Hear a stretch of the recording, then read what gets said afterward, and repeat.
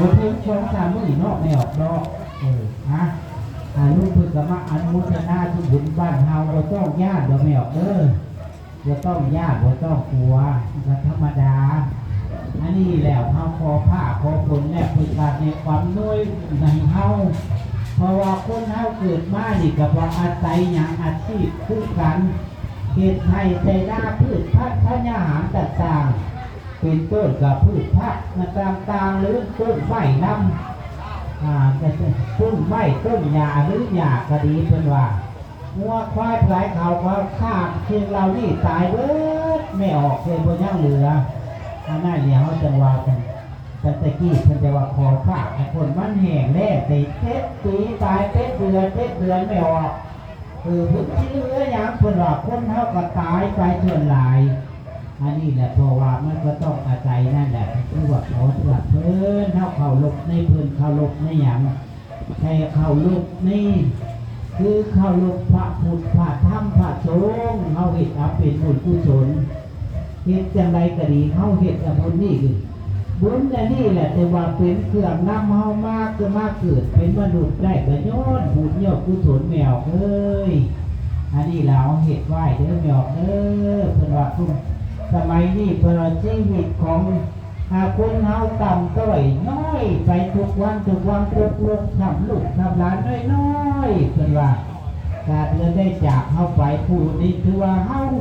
ยังอยู่เดี๋ยวนี้ก็เป็นบุญเป็นกุศลได้แมวพอบุญเก่าเฮาอันนี้แหละปัญญาพระพุทธเจ้าเพิ่นได้ตรัสไว้ถามพระอนุนว่าเอามือแล้วไปคิดให้เป็นแผ่นดินบาดนี้พ่ออันที่ดินติดแล้วกับเด็กดีถามว่าอนุนอันดินในอันเล็กตถาคตกับอยู่ในพื้นปฐพีอันได้หลายว่าซั่นโอ้ยพระองค์ผู้เจริญเลยว่าซั่นดินอันได้อันเด็กหรือว่าในเด็กของพระอันของพระองค์ผู้เจริญนั้นน้อยที่สุดเพิ่นว่านี่ล่ะอนุนเลยว่าซั่นหักความที่เกิดมาเป็นมนุษย์และซ้ำนี่แล้วว่าเธอทำดีในมือของในเล็บในตาเขาขวดนี่แล้วนี่เพิ่นได้สร้างไว้กับพระอนุนในออกอันนี้แหละจะว่าเขาจะว่ามีบุญหลายในออกอันนี้แล้วเขาเกิดมาเป็นมนุษย์แล้วเนี่ยพร้อมกันสร้างเอาบุญสร้างกุศลปฏิบัติตนปฏิบัติตัวตามที่เป็นข้องที่ทำนองคองทำที่เขาเหตุนี่แล้วคนว่า1การให้ทาน2การรักษาศีลเพิ่นว่าหรือว่าการรักษาศีลก่อนแล้วก็ให้ทานเพิ่นว่าให้ทานแล้วก็มีการเจริญเมตตาภาวนาเพื่อแผ่อันนี้เรียกเมตตาภาวนาคือแนวเพื่อแผ่ส่วนบุญกุศลให้แก่บรรพบุรุษของเฮาผู้ล่วงลับไปแล้วคือภาวนาจะใดไม่ออกภาวนาก็คือเฮานี่แผ่เมตตาให้แก่สรรพสัตว์ทั้งหลายก็แม่นแท้เพิ่นภาษาทัพเพสตาเวลาตุอัปปญาปัจเจ้าตุอามิเจ้าตุขอสัตว์ทั้งหลายเพื่ออย่าได้ทีเว้นอย่าได้เบียดเบียนแต่สารได้อย่าได้มีความทุกข์กายทุกข์ใจให้มีแต่ความทุกข์กายทุกข์ใจเด้อเฮาแผ่ไปถ้าบ่ให้มีบาปมีกรรมแก่การที่ล่วงละนะเฮาได้ล่วงละเมิดรับทานด้วยกายก็ดีด้วยวาจาก็ดีด้วยใจก็ดี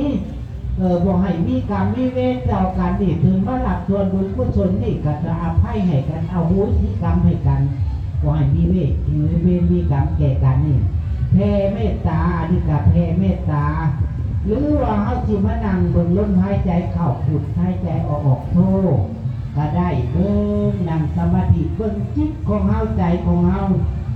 มันคิดแนวใดมันคิดไปแนวใดมื้อหนึ่งมันคิดจังไรมันคิดดีจังไร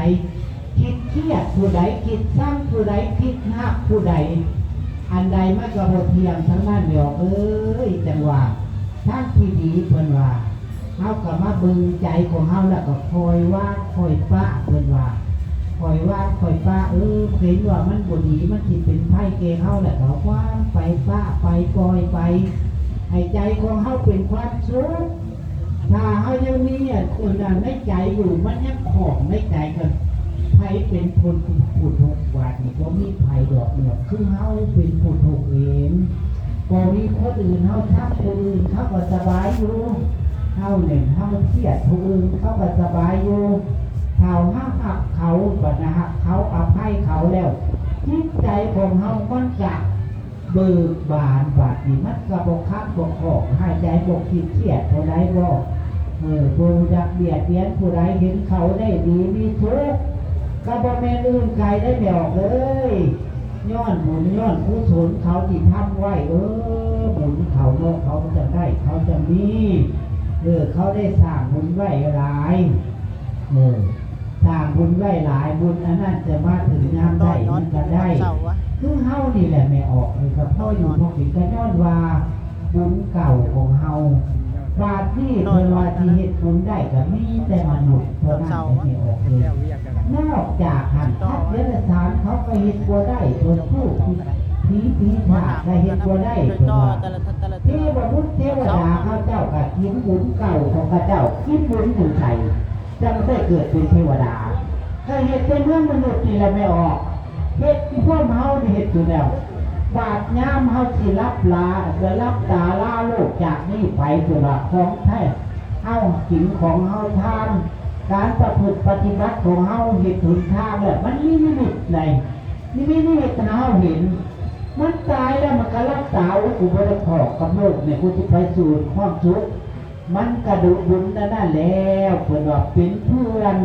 เป็นสหายที่แท้จริงเสร็จดึงเฮาไปสู่ความสุขไปเกิดในสุคติเห็นว่าสุคติก็คือความสุขเกิดวันใดครับเกิดมาเป็นมนุษย์ก็เป็นสุคติคือแต่จะไม่ทุกข์เพราะว่ามนุษย์ถ้าเกิดมาเห็นอย่างคือการทำมาหากินเป็นว่าการเลี้ยงที่ครอบเลี้ยงครัวเลี้ยงตนอันนี้แหละมันก็ทุกอยู่ทุกกายแต่ตัวให้ทุกใจเผื่อขั้นทุกใจแล้วบ่อยากเห็นจังแล้วคือบ่พอใจอย่างพอบุญก็บ่อยากเฮ็ดทานก็บ่อยากเฮ็ดเพิ่นว่าคันเฮาทุกข์ใจแหละว่ามีแต่เศร้ามีแต่โศกในครอบในครัวก็บ่อยู่เย็นเป็นสุขเพิ่นว่าให้กันนะก้อยต่างๆกันอันนี้ก็ได้บ่ว่าถ้าว่าจะว่าเฮาจะวางจิตให้เฮาพอดีวางใจให้เฮาพอดีเด้อแม่วางให้มันพอดีจังได๋คือว่าเฮาเครียดเขามันก็เครียดเขามันก็บ่ดีเนาะเฮาเครียดเขาเฮาด่าเขามันก็บ่ดีเนาะเดี๋ยวเฮาเฉยๆอยู่ท่านไปเฮ็ดได้มีคนเอาผู้นั้นเพิ่นว่าที่เบิ่งเทวดาบ่ก็จะเบิ่งบาปตายยากตายบ่ต้องให้เบิ่งว่าเบิ่งยากเป็นยากเฮาเป็นมนุษย์ยากนี่แหละ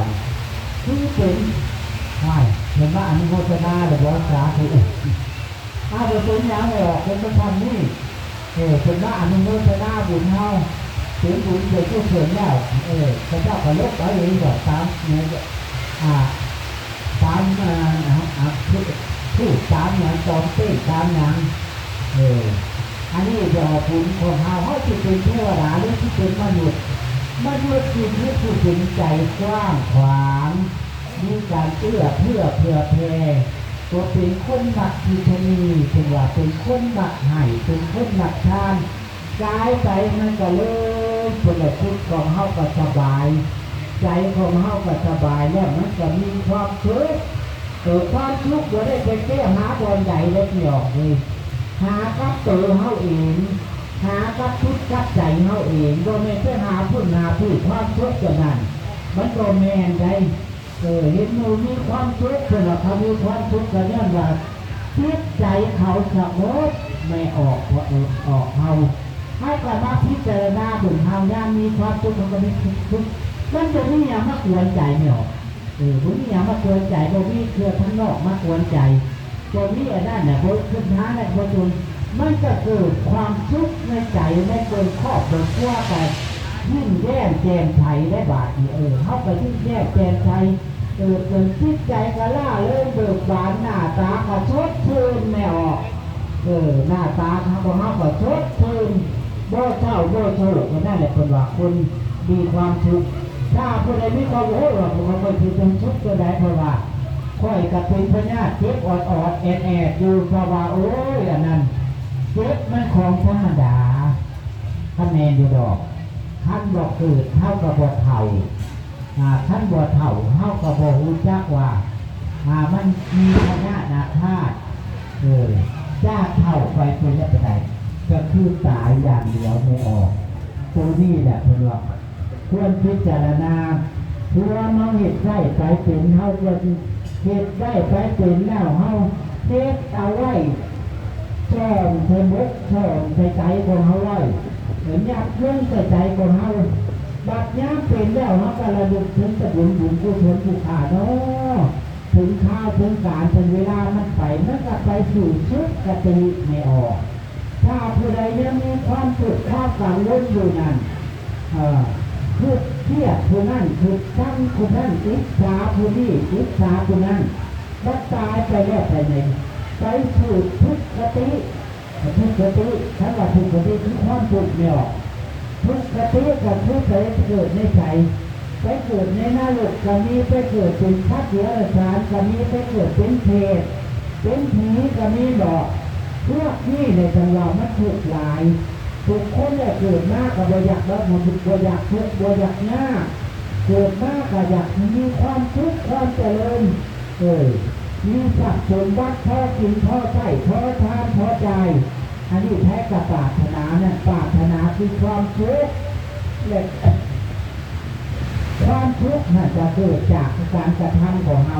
ก็ได้เป็นผู้ใดผู้บันดาลให้ได้เรียกว่าพุทธเทวราอุปมที่มึงแบบบันดาลทำอะไรเจ้พระพุทธเจ้าของเราซึ่งจะยังได้บอกเข้าเป็นภาษาเล่าว่าพระถาคตเป็นเพียงแต่บอกทางเป็นบอกทางให้ทางอย่างทางการปฏิบัติที่เขาปฏิบัติที่นี่แหละหนึ่งการให้ทานสองหักษาศีลสามการเจริญเมตตาภาวนาอันนี้แหละเป็นว่าบุญทานจะมีเอาที่เหตุจะหลายใจกันมาได้เป็นว่าหนึ่งภาวนาบนคิดบนใจนำสมาธิเจริญเมตตาภาวนาเพศบุญกุศลให้ไปแก่พระพุทธทั้งหลายที่เขาได้รวมถึงพระเจ้าอันนี้มันก็เป็นผลทานแต่ว่าเขาเกิดมาบางเขาที่เกิดแต่สุดได้ถ้าใจถ้ามีความอาภัยให้กันนั่นบ่มีโทษเป็นว่าบ่มีโทษบ่มีภัยเกิดไปแล้วก็ถึงมีความทุกข์จะมีกัลยาณมิตรเป็นว่าจะมีภัยอิจฉาบังเบียดเขามีแต่ผู้หักมีแต่ผู้หอมไปบนใดก็มีคนต้อนรับเนี่ยออกบอกเฮาอันนี้แหละเป็นว่ามีคนต้อนรับทับทูของเฮาอันนี้แหละเพราะว่าเขาเกิดมาบทเสียชาติเนี่ยเกิดมาแล้วเขาก็ยังได้ฝึกพระพระพุทธศาสนาคือพระพุทธศาสนาที่คุมพระพุทธพระธรรมพระสงฆ์ท่านพบคำสอนของเพิ่นนี่ถ้าพระผู้ใดเกิดที่ว่าบนห่างกายบ่จักคำสอนของนั่นบทกับมืดไฟม้นไฟเพิ่นเปียกเหมือนดังคนตกหน้าตกแล้วตกจุ่มไปเลยเป็นว่าเอานี่นะจุ่มไปเลยอันนี้แหละเป็นว่าเพราะว่าเขาบ่มีอย่างที่หักประการบ่มีอย่างที่คุ้มครองเฮาบ่มีบุญมีกุศลบ่อย่างคุ้มครองเฮาเมื่อย่ามอันตกไปแล้วก็คือคนตกหน้าตกแล้วก็จุ่มเลยเป็นว่าเพราะว่ามันบ่พูดอันนี้แหละเป็นว่าถ้าเฮามีอันนั้นกับมีบุญมีกุศลกับมีสิ่งอุ้มชูไว้อาจจะได้ดอกเป็นญาติโยมเนาะจงเอาไปคิดพิจารณาด้วยหรอกบุญกุศลนี่เป็นที่หนึ่งปุญญาณีสารลุกัตถิปฏิภาหุติปารินันติ